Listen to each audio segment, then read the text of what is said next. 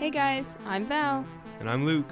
And this is Raw Crimes, your new favorite podcast. We're sitting down every week and diving into some of the craziest known and unknown cases true crime has. So settle in, grab a drink, and join us.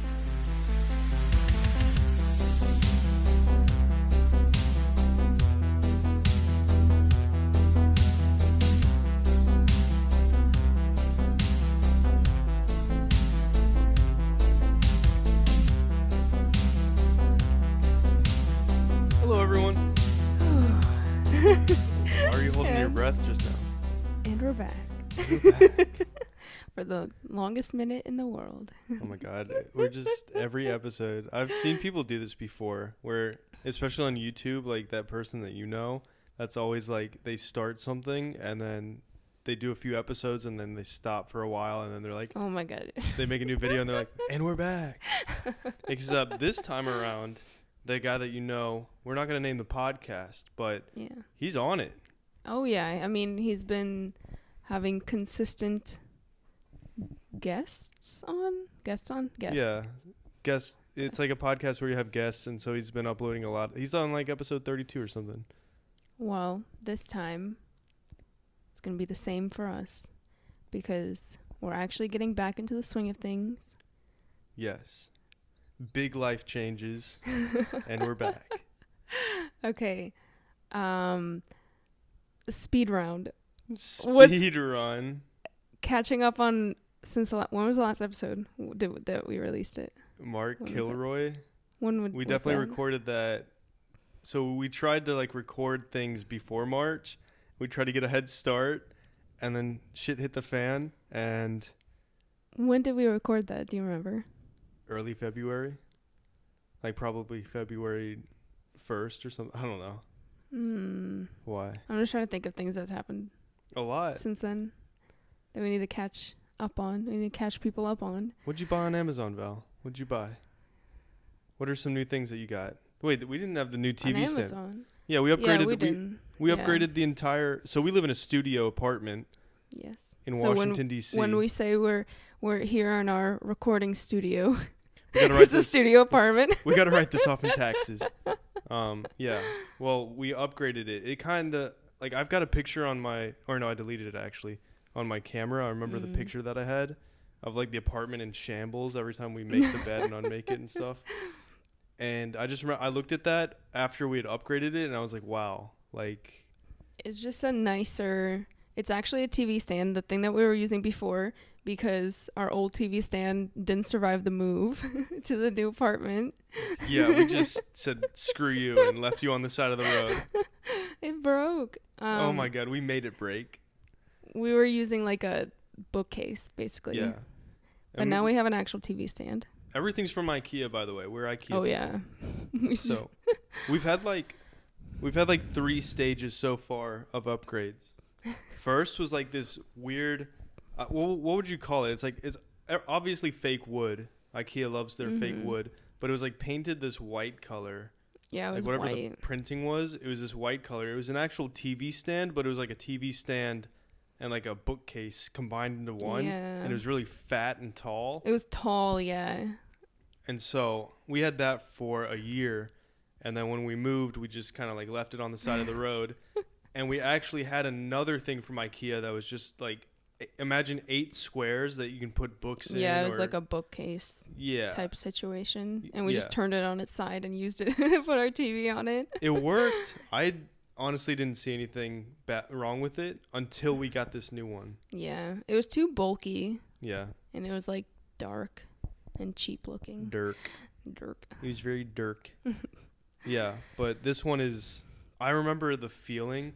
You know how you get that feeling when like something new is in your life, something's changed?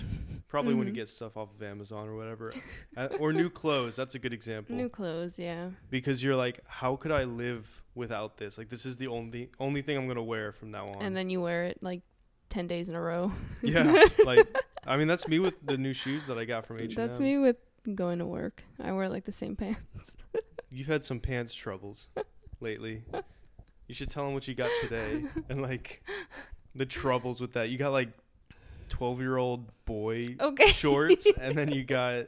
They're not 12-year-old boy shorts. They're very stylish, light green shorts that very baggy. They go down... unfortunately make me look like a 12-year-old They go down to, like, the tops of her shins, like past her knees. No, they don't Yes, go they past do. my knees. I remember... They're knee-length So shorts. Val was doing, like, some, like, fashion show. She was trying everything on. And I remember, like, her putting on, like, a nice black shirt, black sweater or today. something. And then she put those pants on, and she tried to do the French tuck, which is just, like, tucking it in the front and, like, letting it raise a little bit so it hangs over. And she turned around, and she's like, eh? Like, she's gesturing, like, eh? What do you think? Eh? And it's just, like... It looks like a 12-year-old boy on the bottom half and, like, a mature 20-something-year-old woman on the top. I think I liked it. Well, no, not with that top. It would have to be, like, something cropped because they're, like, high-waisted. Oh, my God. I will be open to seeing other outfits with that on. I'm very open-minded. Well, I got these other nice pants that are nice that I can wear to work. I like those ones a lot. They're very your style. Beige. Beige. Summer. Yeah, they are summery. Very straw-like. What else has changed? What's new? Do we talk about me totaling the car? Had that happened yet back then? I don't know if we talked about it. I mean, that happened a long time ago. I know, though. but that's the first thing that came to mind when I was like, what's changed? Val crashed the car. Yeah, I crashed the car. We got the insurance check back, though. We're rolling in it. Yeah, it was totaled. Rest in peace. I feel like we did talk about that, though. I don't know. Everything's a blur. Oh my Day God. to day. This is something Val's working on. And this is something I'm working on, too, is when we turn the mics on and we start recording, it's just like everything kind of goes black, and then we're just trying to, like, think of things to talk about. I don't know. Do you feel that way? Yeah, because we live together, so we already talk about everything that has to be talked about. No, there's always stuff we talk about. We're getting better with it. But it's like in the beginning, like especially now today, we're just like, what did we do? And we're like, it looks like you're stressing out over there. Like you thought all the way back to November. I took notes. You took notes? I took notes of what I was going to talk. Well, not what I was going to talk about, but just... We're getting better. We're learning how to podcast. Episode 16. Oh my God. 16. Yeah. Okay. I know what we can talk about. What?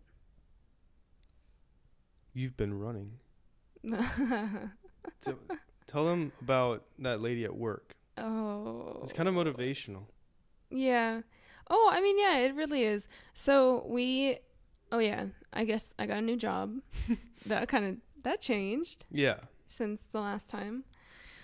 God, that's a whole other story though. Yeah. But no, it's good. It's good though. It's good. But we were hiring someone, and we got to interview her as a team, and she now works on our team, and she's very like, oh my God, I really like her. She's so much fun. She's kind of like, you know, that person in your office who like you can go to for anything. They always have everything. They always have gum. They always have a charger. Literally. Do they have a French orange pen by chance? No. But she told us the story at her interview, how we were all kind of like talking. I think somebody had asked like, you know, like, oh, like how is like, what'd you do during quarantine, or like, you know, something like that. And we all like kind of talked a little bit about it. And we were just like, gained weight. I don't know. It was just the COVID-15. It was just like nothing. And then she was like, oh yeah, like well, since the pandemic started, I lost 30 pounds. And we're like, what? And so she kind of told us about that, and how she started out doing this jump roping challenge. So every day she would ask Siri a number and then multiply that number by 10 and then do that many jump ropes, which is cool because I don't think I ever thought about jump roping as a way of working out. It's a very good way of working out. I know. You can burn a lot of fat jump roping. I never even like thought about that though. But yeah, so she did that. So that was pretty like inspirational. And then she was talking about how she's going to be in a wedding and she's a bridesmaid. And they had this goal where they were going to do 30 miles of running a month. I think it was in March. Today's April 3rd. Mm-hmm. It was like 40 degrees out today, by the way. So dumb. Great start to the spring. It was weird. So I was like, the past few days were cold. A little tangent. Like I'm just sitting in here and my fingers are freezing cold and I'm in my my little, I don't know what you call it, crew neck. Crew neck. Like, yeah, it's like a beige crew neck. And I'm like sweating in it, but my fingers are freezing and I'm just like, what is going on here? So yeah. One of our cats she's for some reason obsessed with the camera bags that we have. So Luke has one camera bag that you're gonna get rid of. I'm gonna get rid of it. And he just like left it out and she crawled into it and she sleeps in it like every day. Okay, hold up. You need your wine. And now she likes. You need your wine in your hands. There you go. His other new camera bag. Yeah. I'm drinking a white wine. White wine. I got a new camera bag. You're drinking a Modelo. Yeah, it's the last Modelo though, so I'll be joining you with the white wine very soon. Good. Anyways, jump roping. Oh yeah, 30. They were gonna do 30 miles for that month, which I think is cool when you have a group of friends that you can kind of motivate you and you can motivate them. And she said it was like 5 days into the month and she was like, oh yeah, I already did my 30 miles. Okay, wait, no, but this is BS. So I later found out because I was curious. I was like, so how, because she was saying every time she gets on, she does at least 5 miles. And I was like, wow, that's like really impressive. You do 5, like you don't walk or anything. Cause I just recently started running again. And the most that I can do like consistently is 3 miles on the treadmill without stopping. And she was like, oh yeah, like I was asking her, I was like, I know you started working out a long time ago, but how long did it take you to do all that? And she was like, yeah, I do. And she was like, I was like, you don't stop to walk or anything like that? And she was like, oh, well, I do it on the elliptical. I hate her. I hate her for that. You don't say I run 5 miles and you're doing the flipping elliptical. Yeah, so this whole time, I mean, she would say running. So she cheated in her friend group thing. But she can't run on the treadmill because of her knees. Oh my God. Tape them up. Tape them up. You made a bet with your friends, okay? No, but still, I don't think, what's the verb for being on the elliptical? I don't think it's running. I don't know. I think Circling? It's doing the elliptical. Yeah. No, that's it. Doing the elliptical. Ellipticaling. It's so much, like it's so much easier than running. Mm-hmm. I'm sorry. Like you can even use your arms to move your legs. It's not the same. It's so dumb. But I would say 5 miles on the elliptical is like 1 mile running. That's my verdict. That's your verdict? Yeah. She could go for 25 miles on the elliptical and then start feeling a little fatigued. Okay, that's what I'm saying. If you do an incline though, because I used to occasionally do it. If you do an incline, it's hard. That's because it's like high knees, you know? But that's, yeah. And there's resistance. High knees was crazy. Oh, yeah. That's what I was thinking of. We recently started watching The Jinx on HBO. Oh, very recently. Like last night. Yeah, like less than 24 hours ago. And it's such a classic, like old case and a classic documentary because it's from 2015. But oh my God, we're only like, 3 episodes in? I mean, it's only 5 episodes, but still. You know what? Spoiler alert. Spoiler alert. Like Donald Trump saying spoiler alert. That was what I was going for. But the guy, I forget his name. Robert Durst. Yeah, Durst. The only reason he got away, because he did it, obviously. Only reason he got away was because he's white and rich. You mean of Morris Black? Hmm? You mean killing Morris Black, the man that was found in the river? Yeah. Yeah. That was ridiculous. That and his wife. I mean... I know you think that his wife, or you hope that his wife got away and like... I mean, I doubt it. I hope. But it's unlikely. So dumb. But there's no evidence in that case, the wife case. The other case of I hope they go into it because we haven't finished it yet, but the Susan Berman in LA, I think she was. They haven't talked about where he was at the time. Was he anywhere? Was he in California at the time? Because he was living in New York. So, like, I hope He's got money, though. I know, he but... could easily hire someone. I guess. I don't know. It's fucked up, though. He definitely did. One or He's all. He's so weird about it. Like, he's so creepy. I was thinking last night, like, if I were 15 years old and, like, I planned a murder and everything, and I was, like, imagining the aftermath, like, what I would say to the police, what I'd say in my interviews, whatever. I'd be like, I'd answer exactly like he answers. Stress. Because he answers so poorly. Yeah. I forget what He happened. laughs a lot, too. When they were interviewing him, he laughs a lot. Yeah, it's but his really alibi creepy. was really crap. He's like, yeah, I was drinking wine with some neighbors. Oh, yeah. And then the neighbors were like, no. And then later in his interview, when he was in jail, he was like, or when he was doing the interview with the director of the documentary, he was like, yeah, like I just said that, you know, to make them like stop looking at me. The main police guy's also sketchy because he's got some weird pimp chain on. Oh yeah, and do you know what it says? He's kind of like fronting for him. No, I don't know. Yeah, he's very weird. Oh my god, I love the way they set that guy up though. I don't want to go too much into this, but the way they set that guy up, it was adopted son. How he's like, so Susan's dead. Mm-hmm. There's an assumption that Durst hired someone to kill her or killed her. Well, I don't himself. think they ever talked about him hiring anyone. I don't know. They think he did it. Well, the suspicion is that he actually murdered her. Nobody ever talked about him hiring someone. We're only like 3 episodes in, but Susan's dead. Her adopted son, who she adopted at like 13, by the way. She was married to a man, and they were his children. Yeah.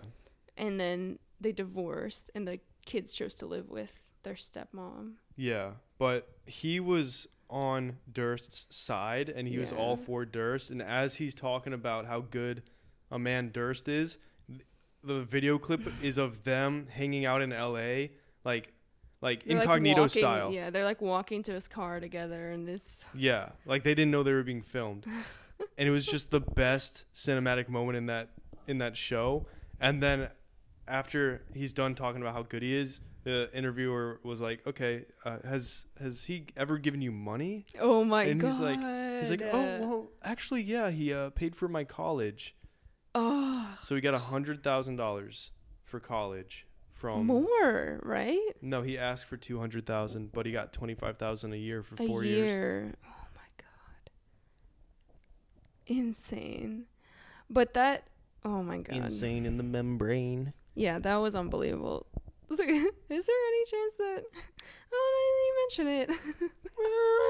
I guess there was this one. I loved how they set him up, though. They made him look like such an idiot. God. I'm ready for this, though. Why does this guy look like me with a mustache? He does. On slide 5. Oh, BT dubs. Val only gave me pictures, so I've got a picture book now. I only gave him pictures because he always reads ahead of the story when I'm telling it. Psych. I just look at the pictures ahead. Sometimes you read. Sometimes. I see words. Sometimes you read. I see words. I can tell.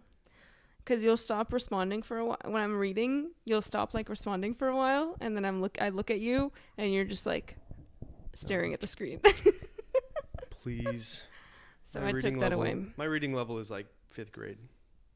So. All right. Sophisticated words. Are you ready? Yeah. Okay. Yeah. What do you want me to say? Like. No.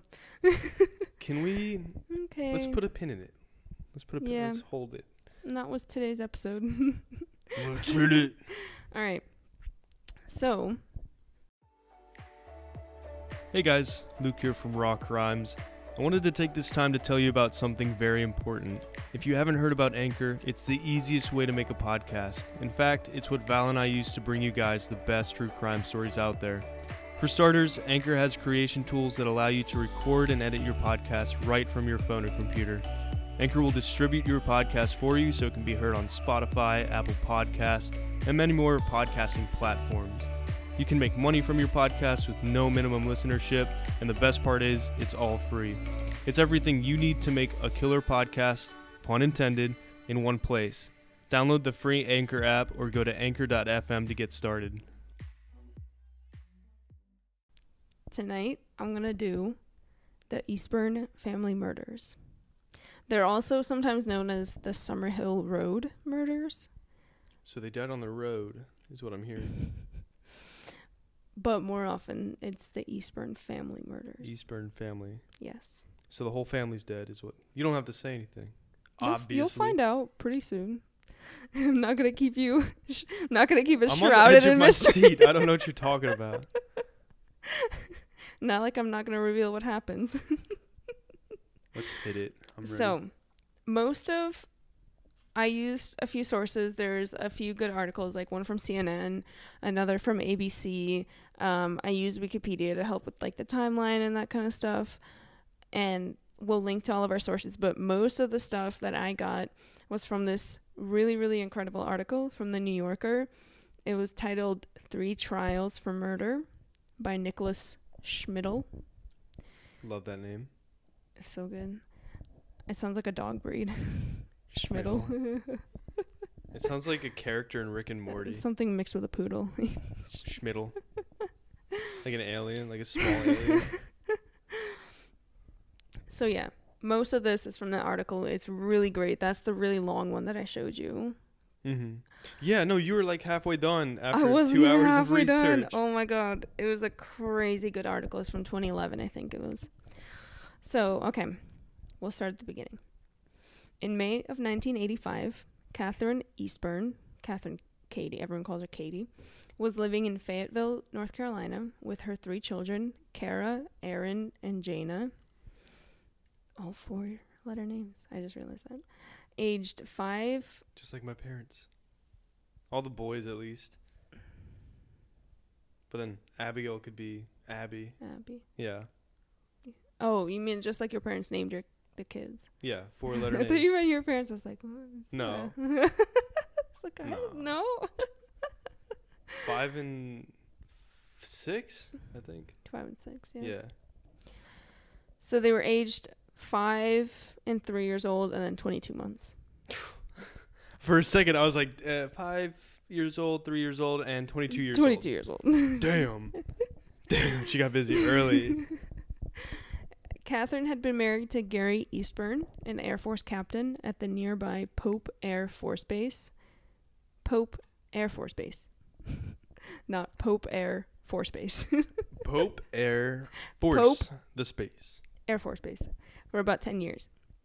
During this time, Gary was undergoing training in Montgomery, Alabama, and was away from his family for 10 months. He kept in regular contact with Katie. Sorry. 10 months. Yeah, I don't know. Military families are crazy. Yeah. They were 10 months apart. Definitely a big military family. Yeah. Yeah. Ooh. And this was in the 80s. So this isn't like FaceTime or... Yeah, this is letters. Like pen pals with your wife. Writing by a gaslit lamp. Maybe not that far back. I think we had electricity in 1980. Let me ping my parents real quick. Let me see. They got their pager on them. So he kept in regular contact with Katie and his children, calling every night to check in. On May 11th, however, no one picked up the phone. And on May 12th, the Eastburns' neighbor, a man named Bob Seafelt, noticed that the newspapers had been piling up on the front porch, but the family car was still in the driveway. How telling. See, this is why we need newspapers.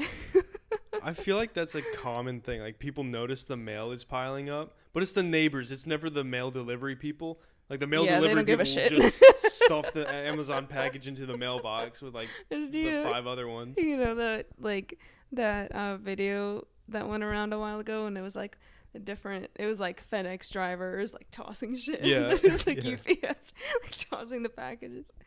And then what was the good one? I thought it was Amazon. Amazon was the good one, or maybe UPS. Or no, Amazon was the bad one. I don't remember. But they took care of the package. Yeah. There's one. Like, gave it water and stuff. So, yeah, he noticed that. He went up to knock on the door, and the only response he had gotten was a baby crying. And there was actually reports that they had heard a baby crying for a few days. Yeah. I would call the cops like the second hour. I'd be like, this person is not putting their baby to sleep. Go check on him. So, I mean, this was enough to make him call the police. The baby crying for 4 days? Damn. When officers got inside the Eastburn house, You've been excused. they found a gruesome scene. Wait, I want to say one thing. Before Hold up. Just like a cliffhanger. The baby crying for a few days reminded me. I don't know if it was a few days, but it was just like there were reports of neighbors noticing a baby crying. A while.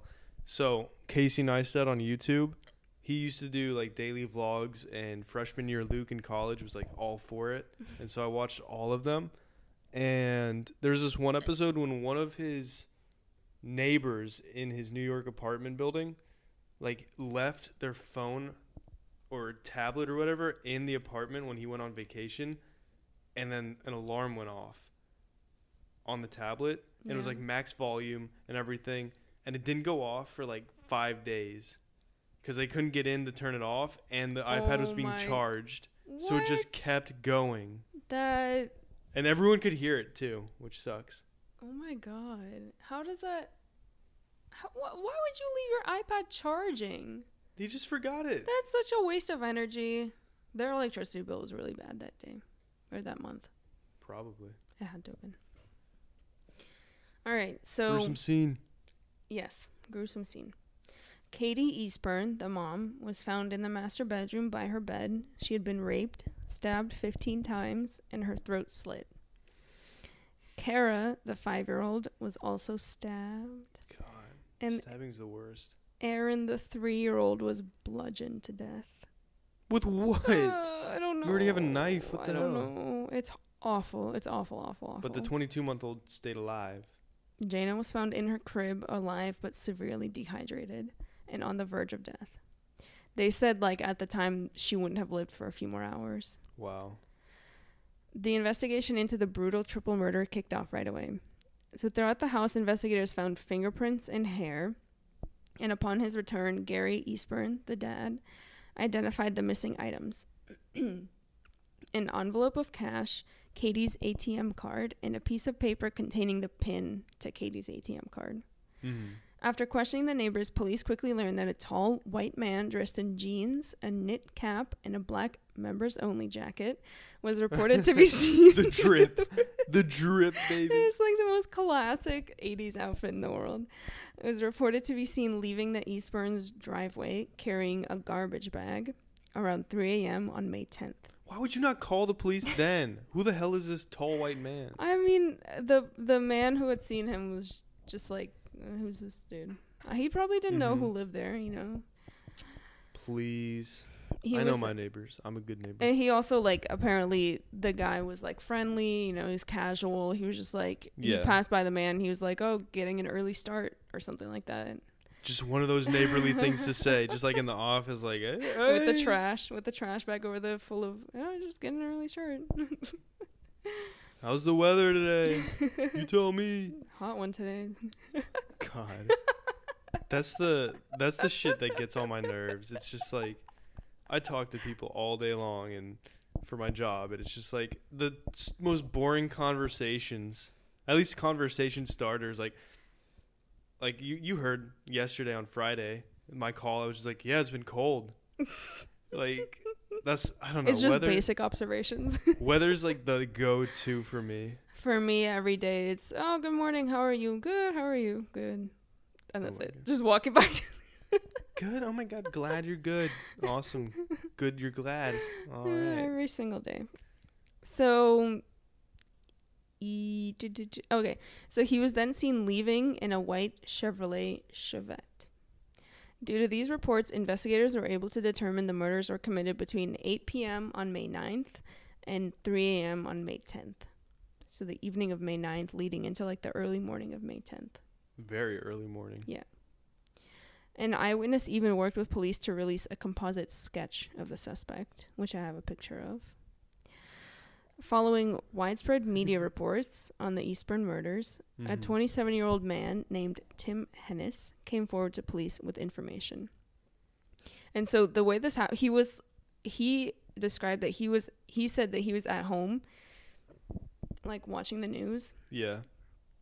And he saw that they had released information about a man who was seen in the neighborhood and something about an ad and this and that, and he came forward and he was like, so he basically, his wife not convinced him, but him and his wife decided that he needed to go to the police to tell them because he had been in contact with Katie. So he told investigators that on May 7th, so 2 days before the murders, he had gone to the Eastburn house. Because the family was planning on moving to England so Gary could work for the Royal Air Force. Ooh, exquisite. And exquisite, wow. I just made up a new word. Exquidward. Yes, very posh. Katie had posted a listing in the newspaper for their dog, Dixie. Dixie reminds me of Dolly, our family dog. But now it's sad because they're giving him away, right? I know. They're selling him. But they're rehousing him. Why do you have to rehouse? Because they didn't think he would adapt well to the stress of moving. To the English dogs. I don't know. Something they wanted to leave, like keep him in his environment, I guess. In his America. Yeah. Do English dogs speak English? I don't know. Maybe they speak proper? Maybe he was anti-British rule. Maybe he was like, I'm not going to those colonizers. Maybe he was a boxer. Could you imagine a boxer in the United Kingdom somewhere? I couldn't. American dogs. We're gonna find out. Someone's gonna the research boxer's it. like German or something. Oh God, I want to look it up right now. Wait, you keep going. I want to know. This is why you're not allowed a laptop. What? During my stories. Okay. I'm kidding. So she had posted a listing in the newspaper for their dog, Dixie. You're right. It is Germany. What Are the hell? Are you serious? What the hell? Oh my God. I'm the dog whisperer. History. Boxers are descendants of extinct Bull and Beaver breeds. I don't know what the hell that is. Crossed with Mastiff, Bulldog, and possibly Great Dane. Definitely Great Dane. Great Danes are crazy. Wow. You should be on Jeopardy. Yeah. I should have a dog show. A dog show? Yeah. Remember where the I dog show breeds. with the little Molly? Was that her name? The little dog in the agility contest. That was insane. Yeah. Yes. She was so fast. And she won, right? I think it was like Polly or something like that. No, it had to be Molly. I don't Start think with Millie? Moxie? Billy Lily Brown? Mixie? Mixie. Dixie. Oh my God. So Hennis was the one who responded to the ad. Okay. He claimed, however, that he had no other interaction with Katie aside from a phone call on May 9th, the day that she was murdered, where she had asked how Dixie was settling into the new home. Hennis said that on the night of May 9th, he had driven his wife and daughter to his in-laws' house and then drove home after filling up his car, a white Chevette. Oh.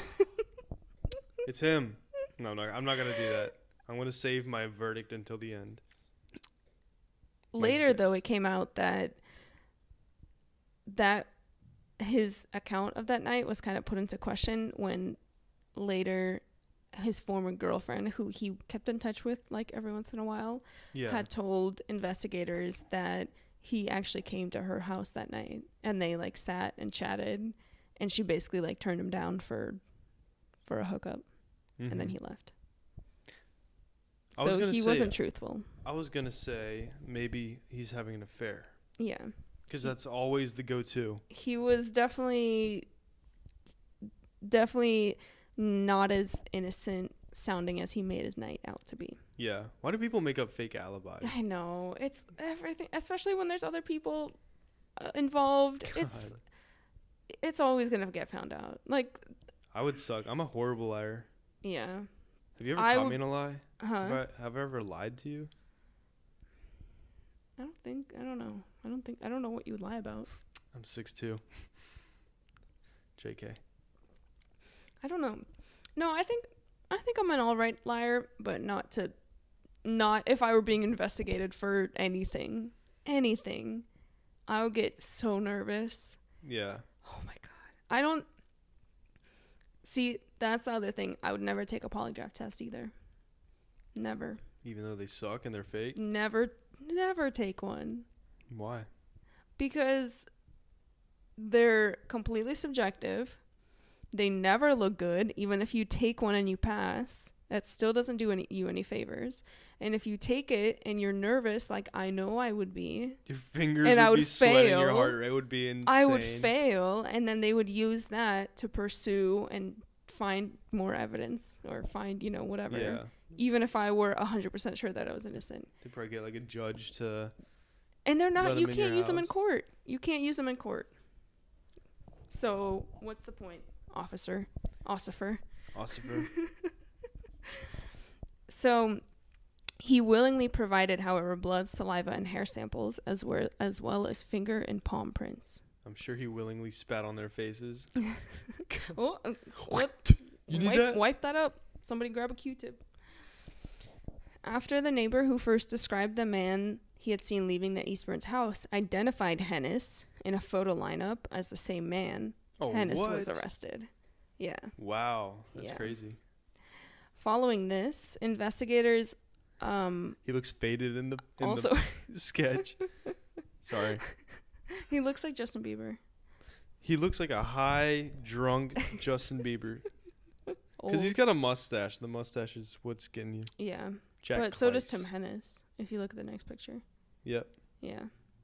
So, following this, investigators also were able to determine that Katie's stolen ATM card had been used twice, first on May 10th and then on May 11th.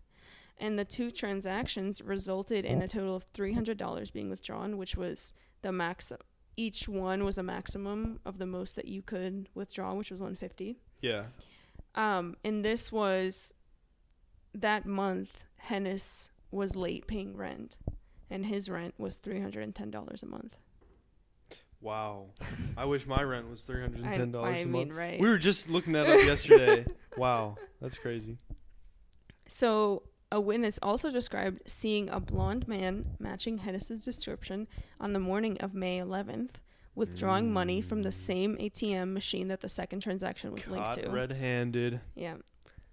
Lastly, witnesses came forward saying that Hennis was seen at the dry cleaners on May 10th, dropping off a black members-only jacket, and on May 11th, burning stuff in a barrel.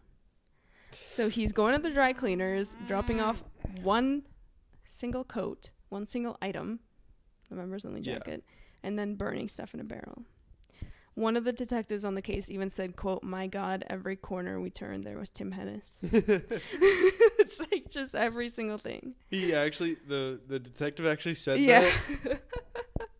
What a cheeky mother effer. Wow. That's funny.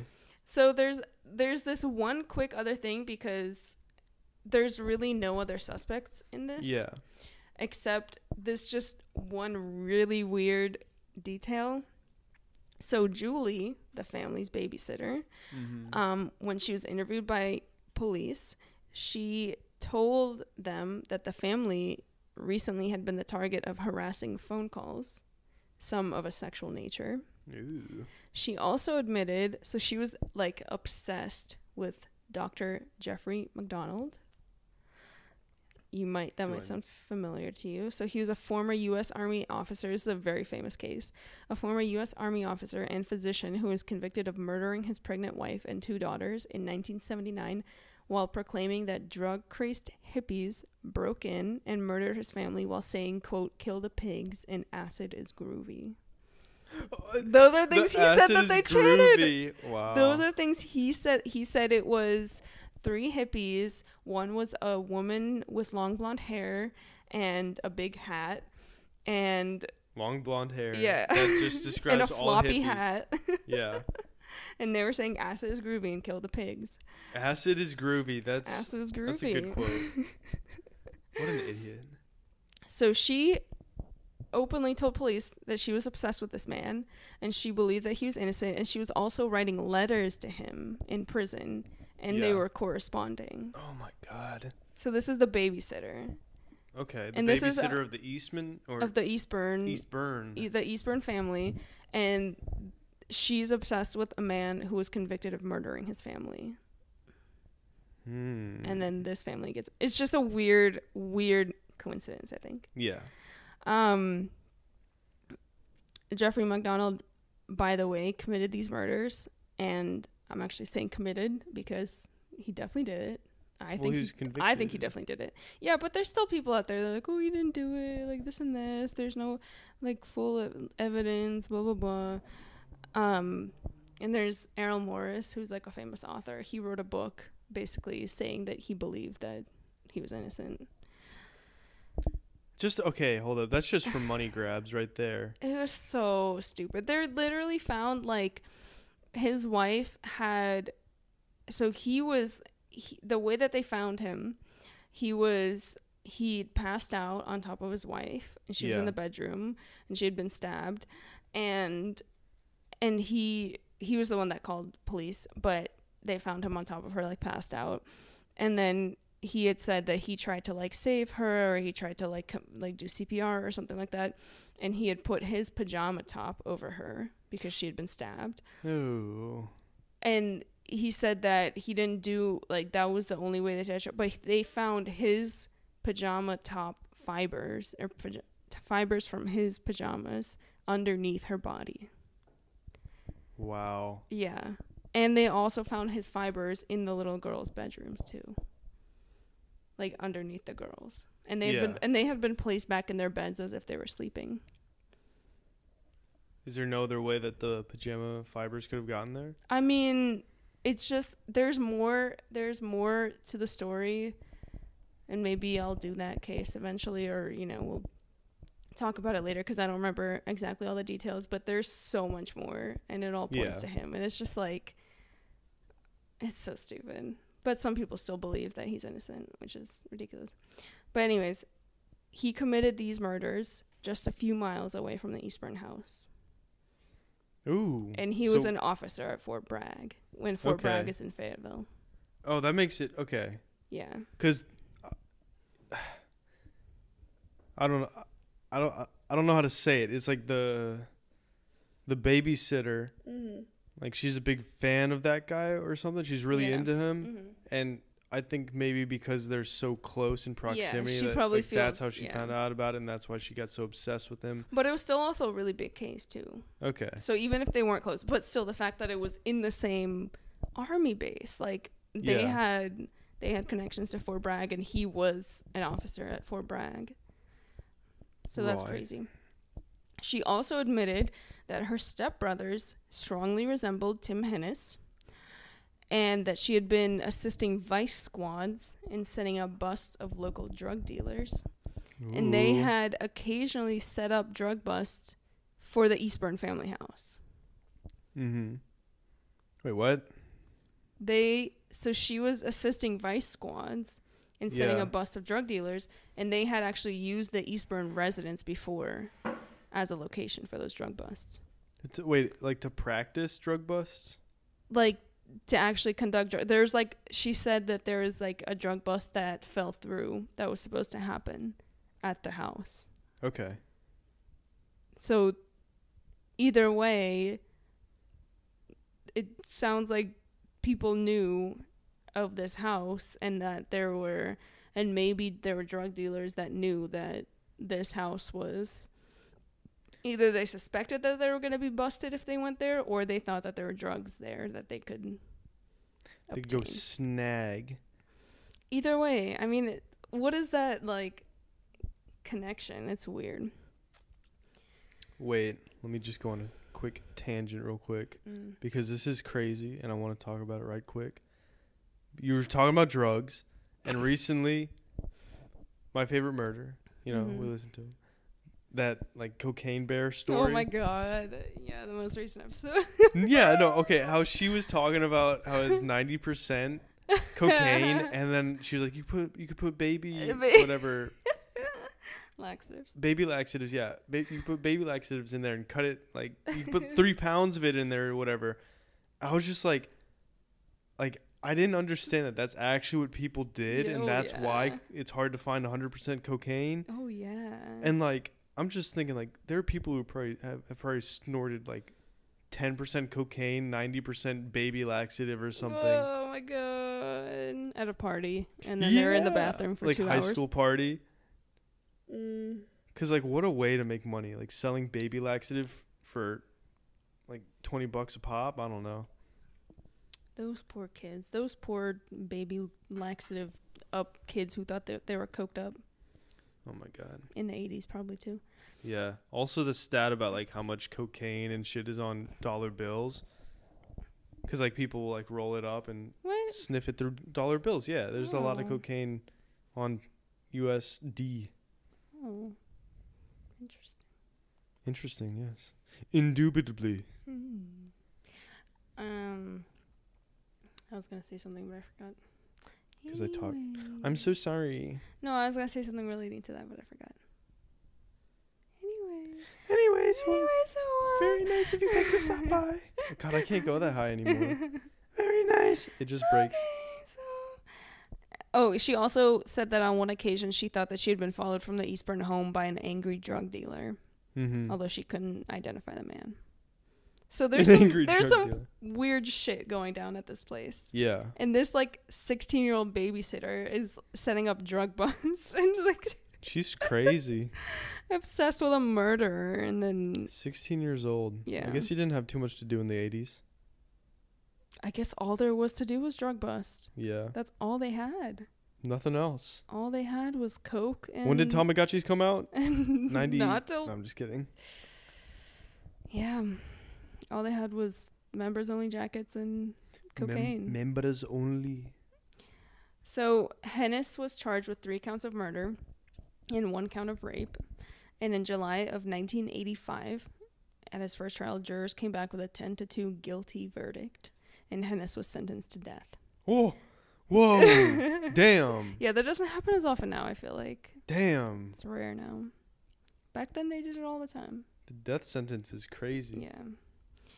After he was transferred to Raleigh, to a different prison, where he was put on death row, Hennis received a letter which read, quote, and I have a picture of that letter too.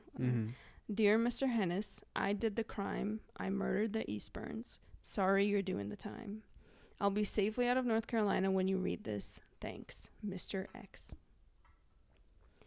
Xavier. That's the only name that starts with X. The sheriff's office also received a letter from Mr. X, but authorities were never able to determine the identity of the letter writer. Maybe it's the poet. Crossover. Dun, dun, dun. Other We're reference. collabing. Yeah.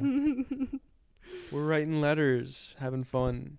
So in the following months, Hennis's defense lawyers successfully brought an appeal all the way to the Supreme Court. Wow. Isn't that That's crazy? Intense. No. You don't hear too many of these cases going to the Supreme Court. Right? We're about to get into some crazy shit. So their argument for a retrial was centered around the fact that the photographs shown to the jurors at Hennis's trial were too graphic and should not have been allowed to be presented because they had, quote, unduly inflamed jurors against their client. Wow. The judges ended up ruling 5-2 in favor of Hennis, and he was granted a retrial. Ooh. Isn't that insane? Yeah. 5-2 in favor. And he's also a white male, so I mean, yeah, but it was also a triple homicide of a mom and her 2 kids. Yeah. So it's like, I don't think that's helping him too much. That's crazy how it is went to the Supreme Court. Yeah. I mean, it is in the way that if this were a black man, this would have never seen the light of any kind of retrial. All of those movies that we've watched, there's so many of them about justice for black people in America. Oh my God. Especially in like the 70s through 90s. Heartbreaking. Even the 2000s. Mm-hmm. It's just like nothing gets done, and it's so frustrating. The one about the Central Park 5? I was about to say the Central Park 5. I forget what that thing is called. Okay, that director did an amazing job in the interrogation scene. I was like about to cry. I was so upset. Oh my God. They were kids. Yeah. They were kids. No, that whole story makes me want to cry. Like, it's awful. And then when they showed them when they were adults. Yeah. Oh my God, the heartbreak. We didn't even finish the series, but so I don't think we didn't need to. It was so hard. On the flip side, the O.J. Simpson thing. Yeah. That was an insane one too. That was so good. There's so many good shows out. Oh yeah. We're so blessed. So this ruling, the Supreme Court ruling, is still used to this day. By defense attorneys who want to limit the photographs shown to a jury. Well, I guess there is a limit. Like once you're like on hour 2 of showing pictures, like slow it down. Yeah. Hombre. And yeah, like they get certain photographs like what is it? Like not allowed in court because they say like there's evidence that super graphic or like super upsetting images influence jurors. Like it doesn't matter if anything else lines up with like with the evidence or anything like that. If they see this image, they're like, I don't care who it is. He's guilty. Like it doesn't even matter, but someone's gonna get. Well, that kind of raises the question: what about on the flip side? Because in the Robert Durst case, they showed pictures of him with his wife on his wedding day, of him as a younger kid at the swimming pool. And he was saying these were in his wallet when he was arrested. I mean, to make him look like a good man. Yes, but I think there's a difference between that and then triggering a group of people by showing them like pictures of like brutally assaulted people or stuff like that, you know? Yeah. Like there's a difference between actually just showing pictures to like tell a story and then showing images just to upset jurors, to convict people no matter what. So that's why you never see like kind of the whole, like a picture of a whole body. You just kind of see like the wounds and the bruises. Yeah, I mean, I don't know like how it is in trials, but if the defense attempts to like limit the photographs that they show to jurors, they often apparently use this case. Yeah, this precedent. Law is insane. Which is cool. Yeah.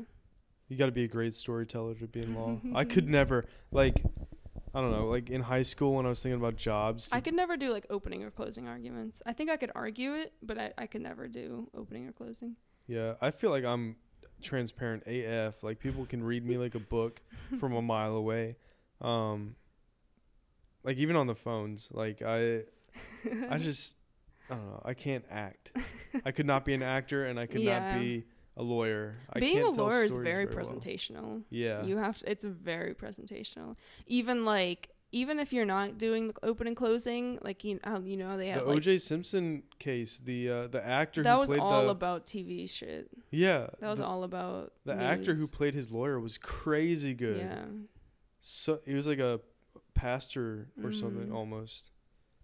That's what he reminded me of. That's what wins cases. Yeah. Because you're painting a story in their heads. To the jurors. Yeah, it's all about the jurors. No, it's all about like stringing together stuff. Because they were saying it doesn't matter. I think it was in that show, or maybe it was in something. No. It was in The Staircase. Yep. Because you got to see the whole behind the scenes of the defense. And they were saying it's not about like this evidence or that evidence. It's about a narrative. Yeah. And that the prosecution didn't have a narrative. But, yeah. Anyways, Yes, still used to this day. Yes.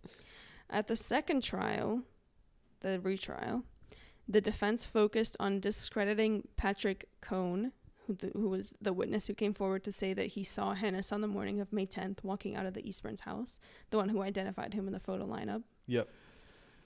So between the first and second trials, Cohn, the witness, had committed multiple offenses, including being drunk in public, obstructing a police officer, attempting to use a stolen ATM card, and driving a car with an expired registration, which aside from the stolen ATM was like... I've done 2 of those 4 or 5 things you've said. Right.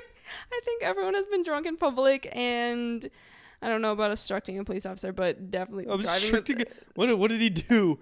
I'm imagining he's like doing like basketball moves around the like obstructing his view and shit. No, it's kind of like obstructing justice. So he basically, when he was arrested for being drunk, or not arrested, I don't actually know if he was arrested for being drunk in public. He was saying to the officer, like, hey, you got to call your DA. Like, he knows who I am. Like, I'm trying to help you guys. Oh my God. He was, that was a quote. I'm trying to help you guys. Like, call the DA. Like, I'm the witness. Yeah. So one night, Cohn was pulled over while driving with a friend in the car, and he failed a sobriety test. Instead of being arrested or brought into the station, the officer told his partner to take him home. This friend that was with Cohn that night told the defense team later, Cohn had said to him, quote, I can do anything I want.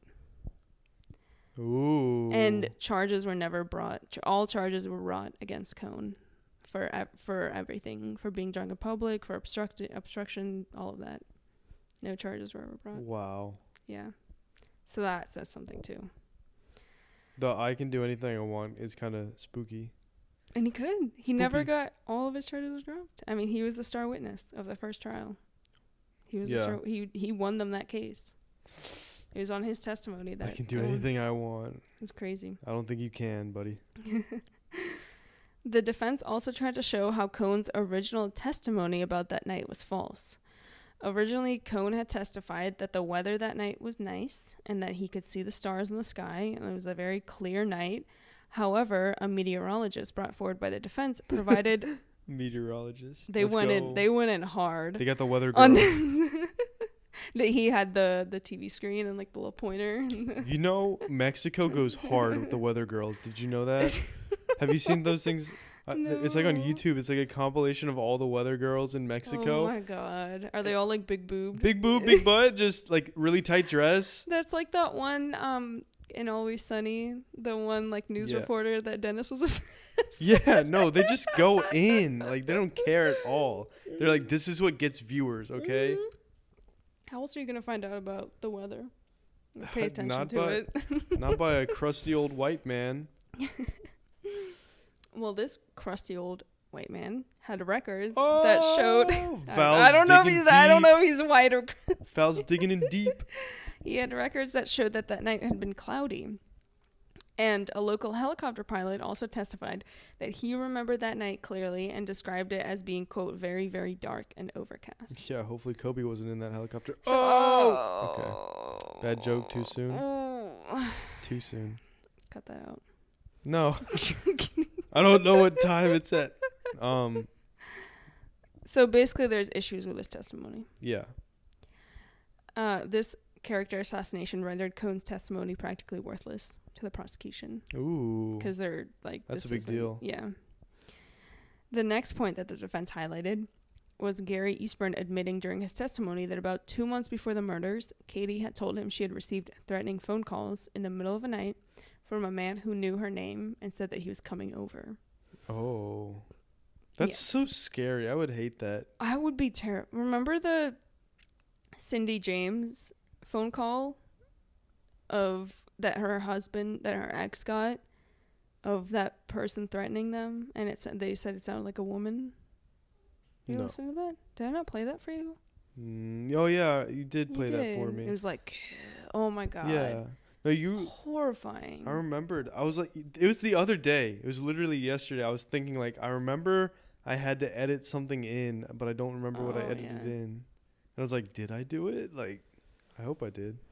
That's so scary though. Even if it's someone faking it. That's horrifying. Yeah, just can I not get that call, please? Oh my God. That's why I just hang up on everything. In the middle of the night, someone saying he's coming over. Oh my God, I would throw up. I would move out. So they also pointed out that the woman who had testified to seeing a man matching Hennis's description at the ATM machine, that one who said that, had initially told investigators that she didn't remember anything. But right before the first trial, she had firmed up her story and then assured prosecutors that she had seen a tall, blonde man getting into a white car. Oh my God. Yeah. Just painting with a brush, or writing with a pen, whatever you want to call it. Next, a new witness, a newspaper woman, told the court that around 2 a.m. on the morning of the murders, she had seen a long-haired man driving a light-colored van in front of the Eastburn residence. And when the defense called up their next witness, the room fell silent. Ooh. A tall, blonde teenage boy named John Rapaw, who was from the neighborhood. Yeah. A lot of blonde people in this story. I'm liking it. It's the 80s. It's the 80s. What does that have to do? They were all blonde. They were all in members-only jackets, and they were all walking around at night. They were all mutants. For no reason. Because us blondie blue eyes, we're mutants. So he habitually walked around the neighborhood late at night because he was like, he was either a light sleeper or something. There was something about him not being able to sleep and walking around at night. Yeah. Which, like, put him to sleep. And he had said that he had done so that night, the night of May 10th, around 3 a.m. And the defense alleged that this was the man that Cohn had seen that night, not Tim Hennis. Mm-hmm. So they were basically trying to plant the story that Patrick Cohn, who testified to seeing a tall man walking around, was this man, John Rapaw, not Tim Hennis. This teenager, yeah. Wow. I don't know. I feel like both sides are making stuff up now. This is what I was saying. It's crazy. So one of the jurors even said that the boy was, this is one of the jurors who was on that trial. Yeah. Said that the boy was a spitting image of Hennis and that the two could have been brothers, saying, quote, "That was more or less the icing on the cake for me." Ooh. Yeah. Is this the same person in these pictures? Yeah, or? I have no. So the first one is the one right after the sketch is Tim Hennis. Yep. And then him being led is Tim Hennis. Yep. And then the one after the note is John Rapaw. I'm assuming that's him older. Yeah. Oh, okay. I was gonna say if that's a teenager. No, damn, I don't think that's a teenager. They bred them differently back then. No, he was older, but he also had like a mustache. He was tall. Tim Hennis was like 6'6", they said, and that John Rapaw was also really tall. What are they feeding these people? God damn. And also, they said that he very often he liked to wear a knit like beanie. Yeah. Which is what Cohn said that the man was wearing, that he had seen. The sketch, the police sketch, is a man in a beanie. Yeah. And John Rapaw also wore a black members only jacket. I mean, who didn't back then? But, you know. Exactly. So this is just, you know. With their Converse on. This is just in their blue jeans, pointing out the inconsistencies. So he said, yeah, more or less icing on the cake for me. In terms of physical evidence, the footprints found outside the Eastburn house were 3 sizes smaller than Hennis's shoe size. Yeah. They were a size 9 and he was like a size 13 or something like that. 6'6", he's got to be a size 14. Yeah. Like a spot of blood found on a bathroom towel didn't match Hennis's blood. Several hairs, including pubic, it's gross, were found that didn't match any of the victims or Hennis's hair. Yep. So unidentified hair, unidentified pubic hair. And no blood was found on Hennis's members only jacket, and an analyst had testified that the chemical used in dry cleaning could not remove all the blood from clothes. So the second trial seemed like a slam dunk for the defense, and it was. The jury came back and found Hennis not guilty on all charges. Or not guilty on all counts, and he was acquitted of all charges. Okay. Because I don't think it's him, so that's good.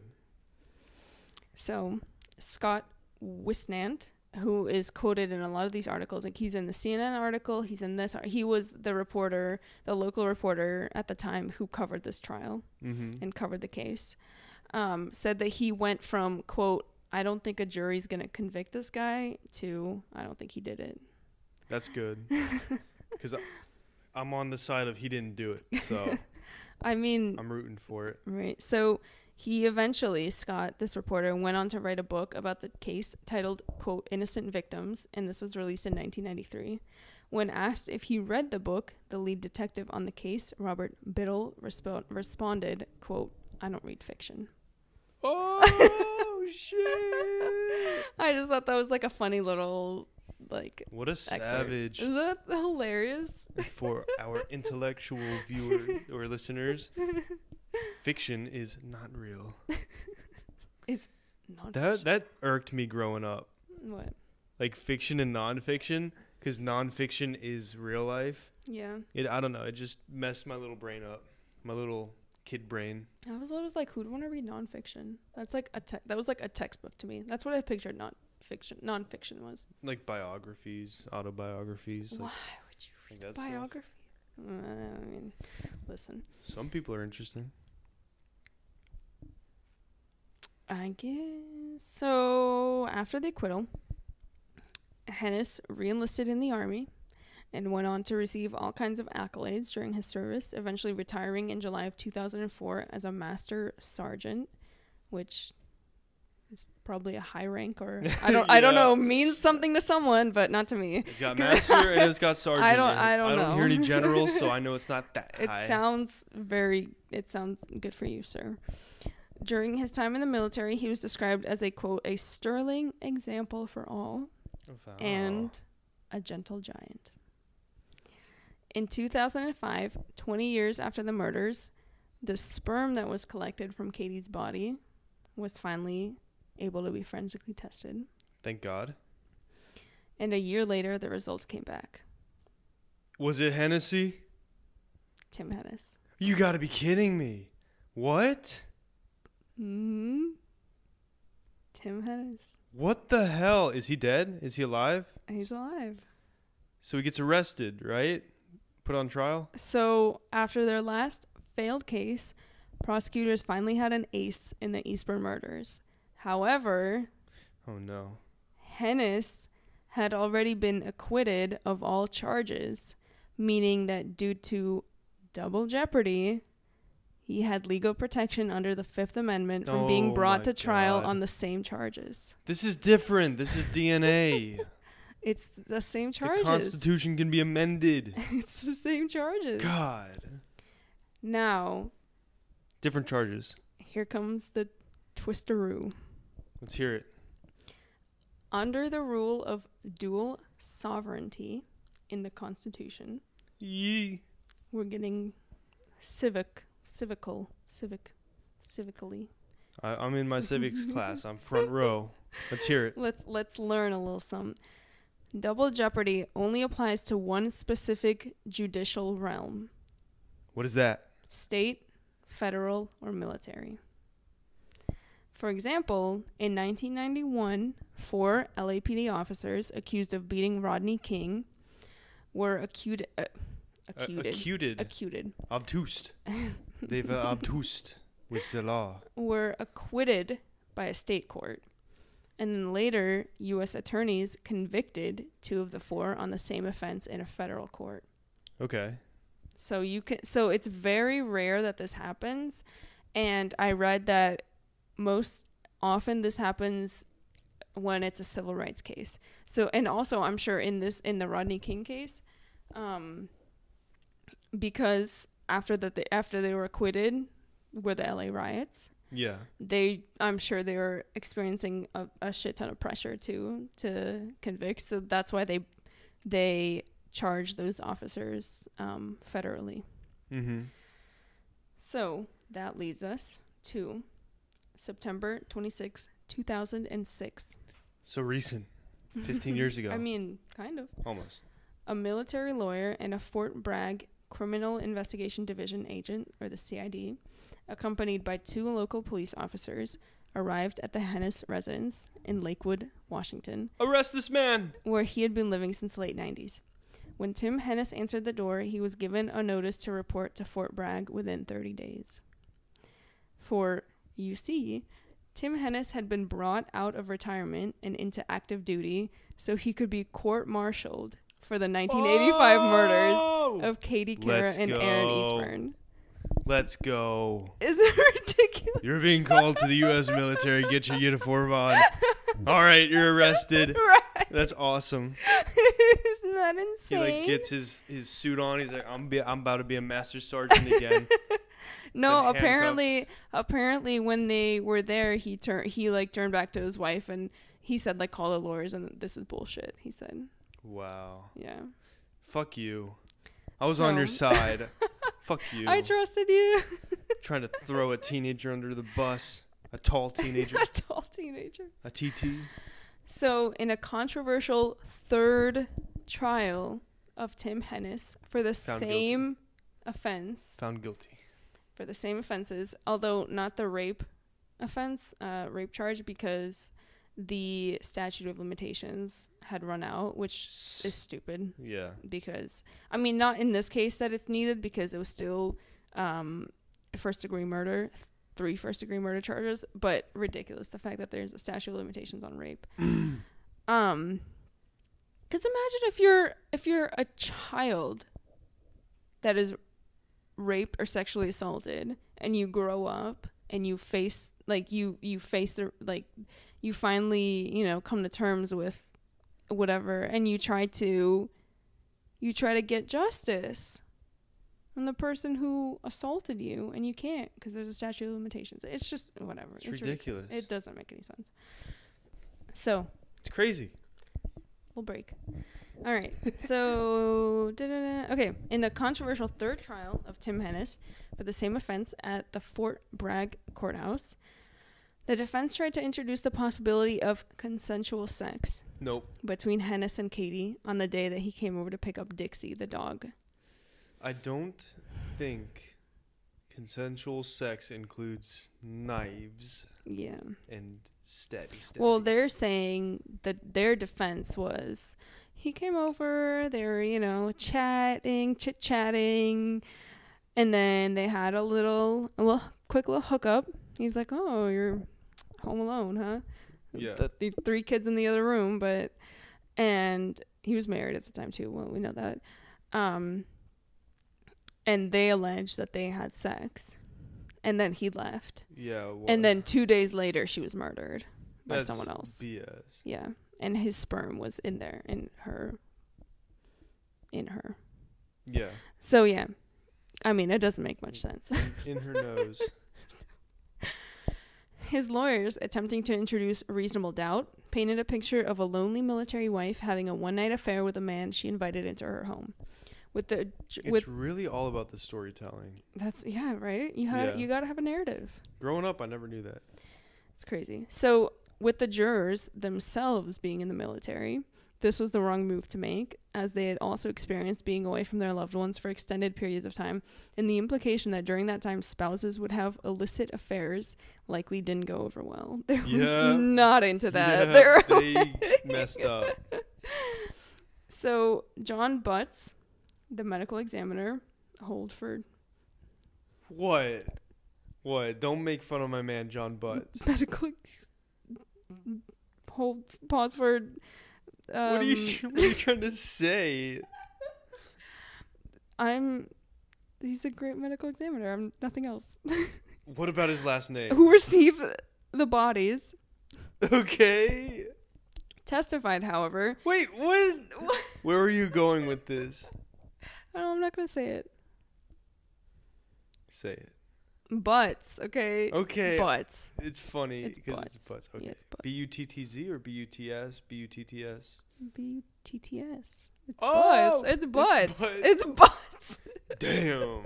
At least it's not Booty. Booty would be hilarious. This is John Booty. I'm the medical. You have to take me seriously. You can't make fun of me, okay? Mr. Booty. I've been in this business for 25 years. You think they call him Mr. Butts? Yes. That's his name. Damn. Okay, he does great work. Mr. Butts, the medical examiner who received the bodies, testified, however, that sperm disintegrates a day or two after being deposited, and the semen found in Katie's vaginal cavity could not have been there for that long and must have been deposited the night of her murder. Yeah, because it was messed up. Yeah, it was very much like fresh, intact sperm. Yeah. Like it wasn't disintegrated at all or anything like that. So after 3 hours of deliberation, Tim Hennis was found guilty. Thank God. And sentenced to death. This is crazy. I was on his side for like 5 minutes. Right? That's how great the defense did that second trial. I mean, I feel cheated. Wisnant, who's the reporter, believed in his innocence, saying, quote, "Something doesn't add up. How does it happen that they got exactly the lab result they needed when all the physical evidence pointed elsewhere?" What? That doesn't make any sense. However, in the months following the conviction, 2 former FBI assistant directors released a report exposing problems in the serology department of the North Carolina State Bureau of Investigation between the years of 1987 and 2003. The report concluded that the unit had overstated, misreported, or withheld blood evidence in dozens of cases, including 3 that ended in executions, thus casting doubt on the entire lab, with Wisnant claiming it to be a tool for the state prosecutors. So there was a lot of issues in that state lab. Yeah. There's a lot of issues. Okay, but I don't believe it. I mean, I want to believe that it...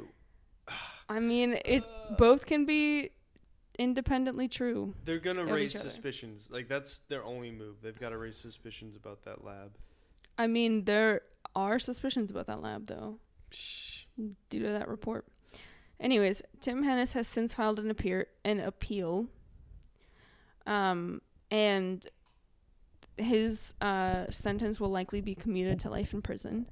Let's go. It doesn't seem likely that he'll be granted a new trial or released because he's one of 4 men that remain on military death row, with more than a dozen death sentences changed to life in prison in the past couple of decades, and the last military execution being in 1961. Oh, yeah, he's staying. Yeah.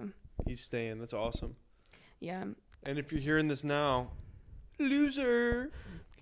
In 2020, they upheld his sentence and they denied his appeal. Let's go. Yeah.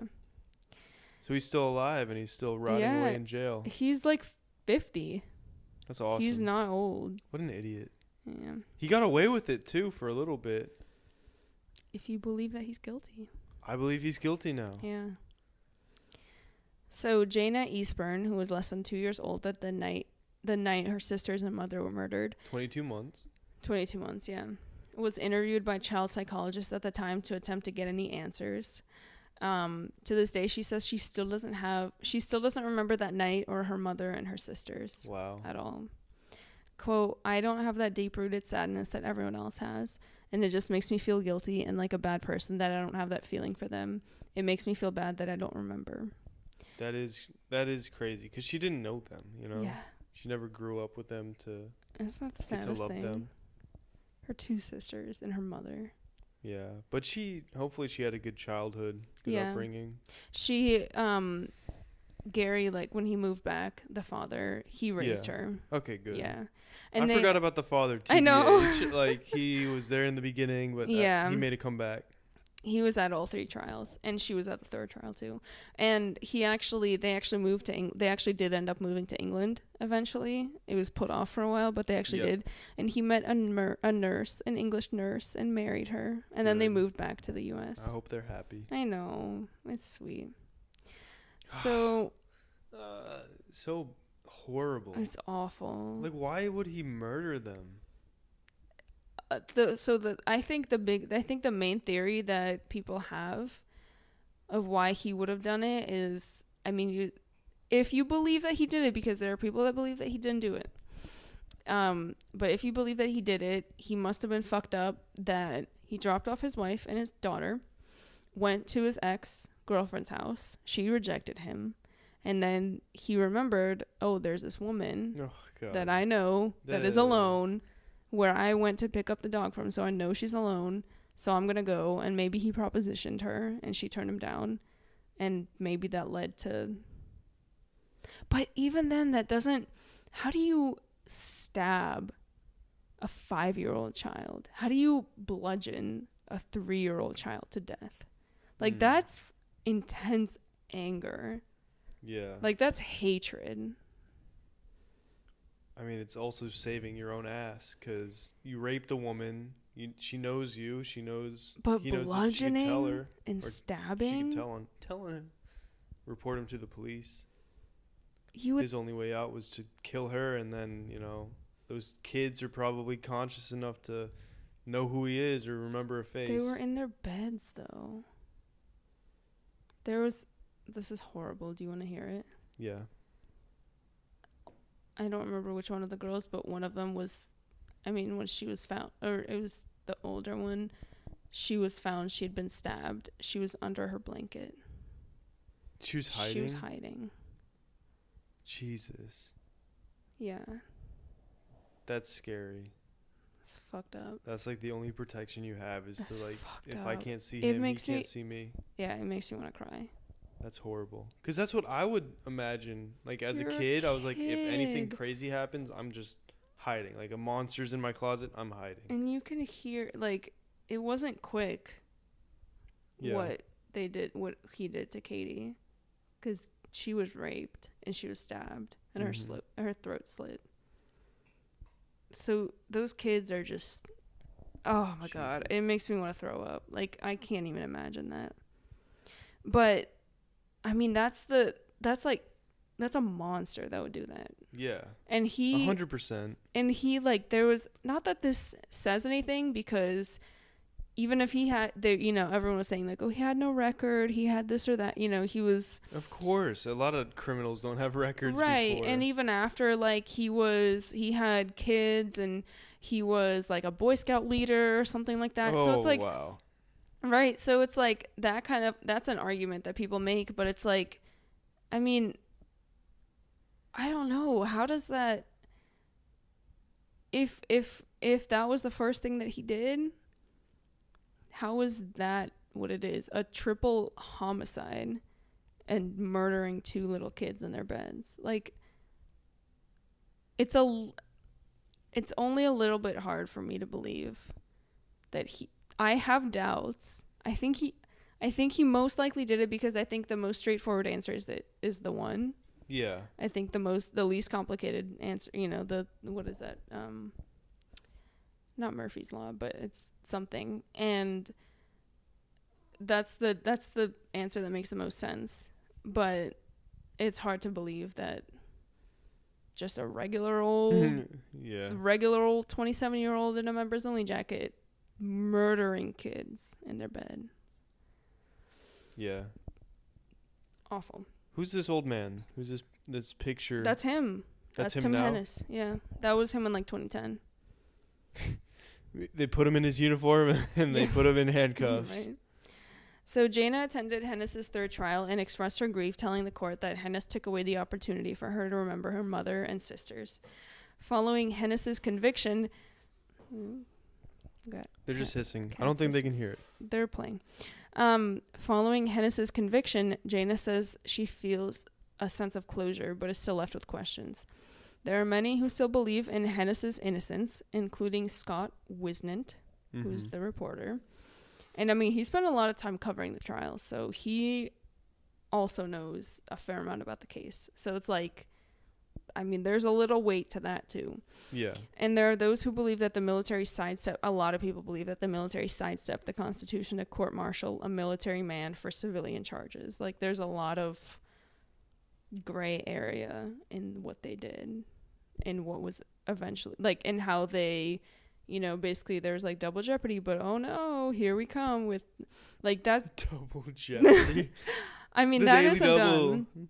That isn't done, though. Like, off, like, at all. Like, everyone, like, there was people quoted in this article that were like law experts, and they were like, yeah, this is an extraordinary case. Like, this doesn't happen.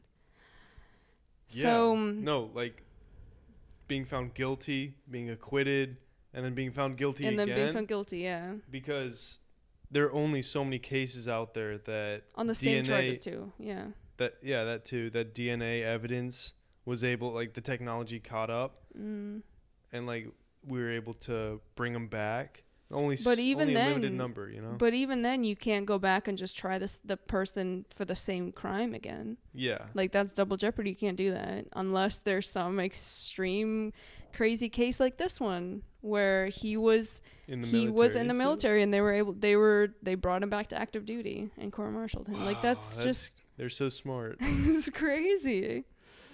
So when asked about the developments, Gary Eastburn says that he senses things aren't over yet.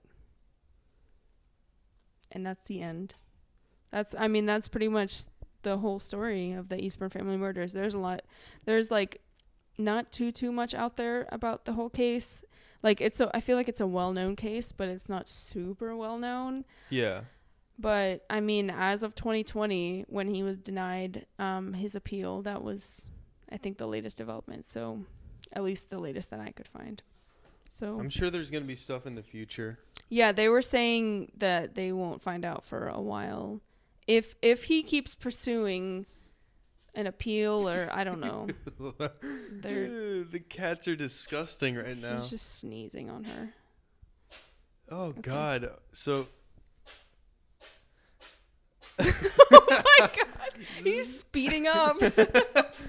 Sonny's just sneezing. He sneezed like 50 times in a row now. Oh my God, I think he got hit on the nose. Yeah, no, he definitely got hit on the nose. But Iris, like, God, have we told them about how Iris, like, if Sonny's away for like more than a week and he comes back, Iris is gonna be like, hissy I don't for know the next who you month. are. You're unknown to me. You're a new cat. So yeah, like, she's crazy. Like, the first few weeks, Iris will hiss at everything. She won't let Sonny play with her. Won't let Sonny come near her. He'll, like, walk super slow-mo. Yeah. And she'll be growling in the corner. But then eventually, like, they'll start giving kisses and, like, she'll sniff him. And then she'll hiss. But it's just, like, a sniff, kiss, walk away. It's no fight. And now they're trying to play. And so, like, whenever they start playing rough, Iris will hiss. It's every 2 seconds. Yeah, when he, like, knocks her down... Yeah, no, eventually it'll be like when he pins her down, that's when she hisses, when he's getting too rough. But right now she's in the mood where if they start playing, like 2 seconds in, she's going to hiss. And so she was under the chair just now and she hissed in his face. And I guess she smacked him in the face. Yeah. So we heard a hiss, and then Sonny got up in the chair and started sneezing for 20 seconds. Non-stop. Now he's just laying down. So that's what. I got tired. But I don't think these mics could pick it up, so that's why I was describing it. Well, we'll find out. So I mean, yeah, that's the end of the case. It was isn't that crazy? You know me. I like to try to figure out who done it by the end of it. I think he done it. You think he did it? Yes, his semen was found in her. You know. Yeah, I think. I mean, ultimately, that's what got them the conviction. What are the chances that there are only two things that could have happened? One, which is like 0% chance, he has consensual sex with her, and then he leaves, and then someone else comes. Yeah, someone else comes and kills her. Or two, the lab fucked up, and it's not actually his. But that's the only thing that's stopping him. I know. That's like 99% of me thinks it's him. 1% lab fucked up. Because there are concerns about that lab too. Oh my God, But there are concerns about you work in a lab, like. Yeah. Do you think there are errors in lab work, or? Of course, I mean it's it's people. Yeah, but how could it have come up as his? You know. Yeah. You think the lab tech was like, let's just put it there.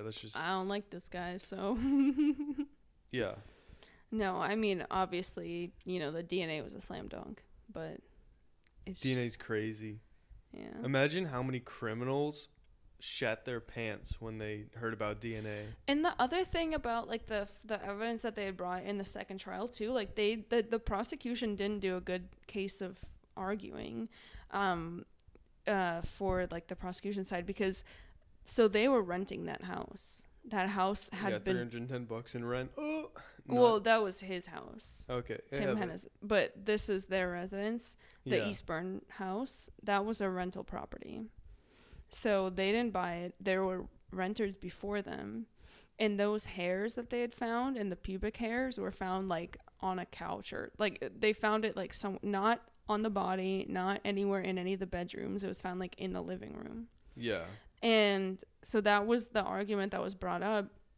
But they were saying like the prosecution didn't do anything to point that out. Like they didn't make a good case at all. So it was presented as, oh, they found hair that didn't match the victims or Tim Hennis. But the prosecution like could have come back and like hammered the fact that this was a rental property, and that there's probably a shit ton of hair everywhere from other tenants that had lived there previously. And it wasn't on the body. It wasn't anywhere near anything. Like it was in a living room. But they just didn't. So the defense took that and like ran with it. But the blood on the washcloth or on the like towel is interesting. Wait, did you even talk about that? I don't remember. I did. Blood on the washcloth. Yeah. What? I was talking about physical evidence. There was a spot of blood that they found on a towel in the bathroom that didn't match Tim Hennis. But was it theirs? Like, were they able to see if the family bought that towel, or was it there in the rental property when they got there? I doubt they were using other people's towels. You never know. I mean, people are nasty. I highly doubt. Okay. But they also didn't specifically mention that it didn't match any of the...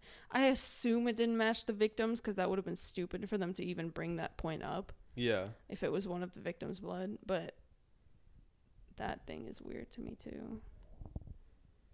Yeah. I don't even remember you bringing that up. I was too busy enjoying my Modelo. I brought it up. And I brought it up in the same sentence as the footprints, too. Oh, yeah. The size. Oh, because I was commenting on the size. Like, he's 6'6". He's got to be a size 14, you know? Something like that. But at the same time, anyone could have walked through whatever. Yeah. Reminds me of that one case of Richard Ramirez. Yeah. How he was the only person in California with that shoe. What an idiot. That was so funny. What great detective work right there. Yeah, they got him quick. That was crazy. Well, because the guy who solved it, Frank Salerno, he was the one who worked on the Hillside Stranglers case. Yeah. Which I don't know anything about the Hillside Strangler, other than he dumped the bodies on the hill. Or they. I remember that. Yeah, Stranglers. Yeah. The cousins. Mm-hmm. Yep. Spoiler. Oh, please. We're just like please. Yeah. That's like, Ted Bundy, spoiler. God, Ted Bundy's weird. He liked girls with brown hair, spoiler. I don't know. That's crazy how it, like, hit pop culture, went mainstream. Yeah, I'm sick of him. I was always sick of him. He never interested me. He's kind of boring. I'm not like the other girls. He's kind of boring. No, he's stupid. Maybe Val's a hipster. Val, she's like, if anything's popular, she doesn't like it. I was about to say hates, but she doesn't like it. Like, but that's the thing. He doesn't interest me. No, but I'm trying to think of other things, like especially like Attack on Titan, which is an anime that Val and I are watching. We loved the first couple seasons, loved the third season, and the fourth season has just been subpar compared to the rest because it's just different, you know? But that doesn't mean that, I just don't like it because I like the original setting. Yeah. Of the anime. It was so good. Yeah. And now it's so many twists and turns. I love the plot of Attack on Titan. And now also everything is like, I mean, it was great finding out. Yeah. Everything, but at the same time, it was so crazy finding everything out. I'm so glad we didn't have to wait. But all those then years they just changed, like it was for the seasons to come out. It was like 3 years between seasons, but Val and I got to binge watch it. Anyways, yeah, that's the story. Why do you sound so sad about it? I mean, it's just... What's bringing you down, pal? No, it's just that it was... Yeah, that's the story. All right. I enjoyed it. That was crazy. I was on his side, and then I was off. and then I was back on. Or no, fuck. I mean, that's what. You know that's what I mean. how they, you know. That just shows how the trials went. The first one was like, oh, easy convict. Yeah. Easy sentence to death. The letter was fascinating. Do we know who it came from? No, I have no idea what that is either. It might have come from his wife. She might have still been loyal to him, She even though she knows. In 2010, she was. There's a picture of them walking like hand in hand. Yeah. Wow. Yeah. Well, that's the case. This was fun. I need to get more Modelo's. Crazy case. Crazy, like, precedent-setting case, too. Yeah. Yeah. All right. Alrighty. We'll be back. No, I'm kidding. I'm kidding. No, I had so much fun writing this. We're gonna do something different. Okay, so one, the website is no more for now. Okay. Because I'm not gonna renew it for like $200. I don't know. Until there's a bigger following. We love you guys right now, but not because of we don't have money. We have so much money, but no. Yeah. Thanks for crashing that car, Val. We got that insurance check. But no.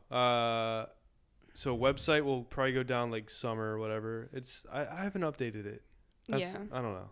Well, yeah. I like the idea of the website, but I'm just too lazy. But we're thinking about changing things up. Episodes will be more like Val has a story and I have a story. Yeah, we're thinking. I mean, I think that's an interesting way of doing it. We'll try it out. Yeah. We'll try it out. See how it goes.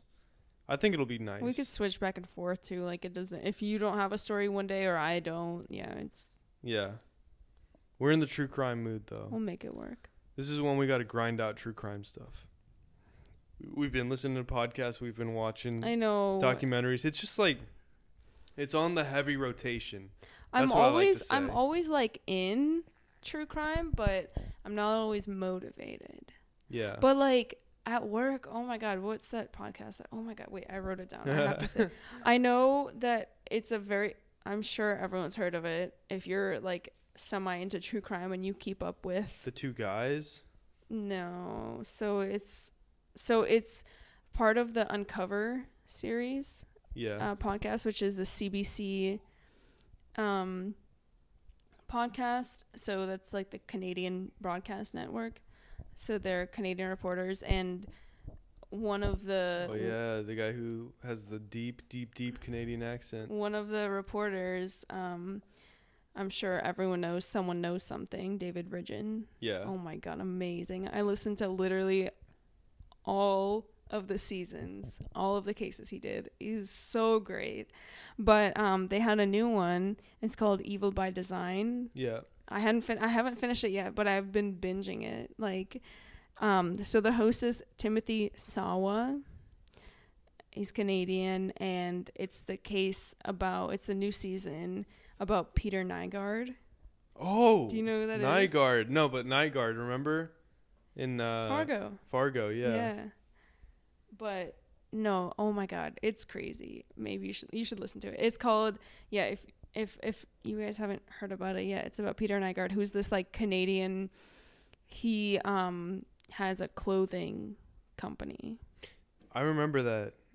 And I remember something about that. He basically, it was like recently had come out that he had it hasn't recently come out that he had this like mansion in the Bahamas, but it recently came out that a lot of women and girls who were underage, who were like 13, like 12, 13, 14 years old at the time, they were like all regularly invited to parties, and like he would rape girls and sexually assault girls.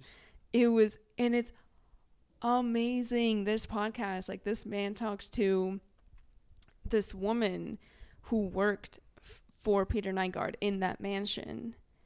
And she would help. She would like invite girls, and they would come and party, with him. Like he would have these lavish parties. Yeah. And very Jeffrey Epstein-esque. Yes. And he had like this whole part of the island, and then basically they all started this fight against him because he was just like developing shit on the island and like ruining everything. And then all these stories started coming out of these girls that were just, he would hire as masseuses too, or he would say come party. It's so Jeffrey Epstein-esque. Yeah, And he would hire, or he would say like, come party, you've been invited, and then he would like take them upstairs, and money it was so and disgusting. power is so crazy. It's so disgusting. And this woman worked with him, like worked for him in the mansion, in the house, and she saw all these girls and just, oh my God, it's crazy. Well, what would you do? Okay, that's a whole other conversation, but like, I don't know, you're getting a paycheck, you're getting that IV drip, and that's the other thing. Life support, pretty much. That's the other thing. She like knew to an extent. She knew what was going on because she was also driving girls to his house. Oh my God! But she said she had she had her whole family depending on her. Yeah. See, that's why people are just so dependent on money. I know I'm dependent on money. Yeah, I mean, I'd be screwed like if I didn't have a job. But and she said she was making like 10 times the amount of money that she could have made if she had been working for anywhere else on that island, if she wasn't working for like this billionaire or millionaire. Yeah. Is there a docuseries out on that, like a Netflix? I don't or think Hulu? so, because it's fairly recent. I mean, that podcast, I think, is all I know. Wow. It's insane. Fallon and I have some talking to do. Maybe we gotta do. I want to do something crazy, like research intensive and like work heavy. Yeah. I don't know, just something that you put out there and you're like super proud of, you know? A heavy hitter, like a series. Hitter. Yeah, like a 3-episode series or something. Like these are really nice. I feel really good getting them out, especially that Mark Kilroy one that I did. Like that one was just, I felt so good when it came out. So maybe we could do something crazy, like a 2 or 3 episode. Yeah, we'll have to find something with lots of source material. Yeah, but we're just chatting. Like docs and podcasts and stuff. We're just rambling on. We'll ramble on once we end, but ramble. So, thank you guys for listening. Yes. Always big plans. Always working hard. Life updates. We'll figure out what to tell you guys next time. We kind of had a rough start today. Or like at the beginning of this one, you know, like trying to think of things to talk about. We're just getting back into it. Yeah, there's a lot of stuff that happened. That's why we were just like racking our brains around like what happened. Because it's been a while. It's been a minute. All right. Well, so we'll see you guys later. We'll see you guys next episode. Bye. Bye.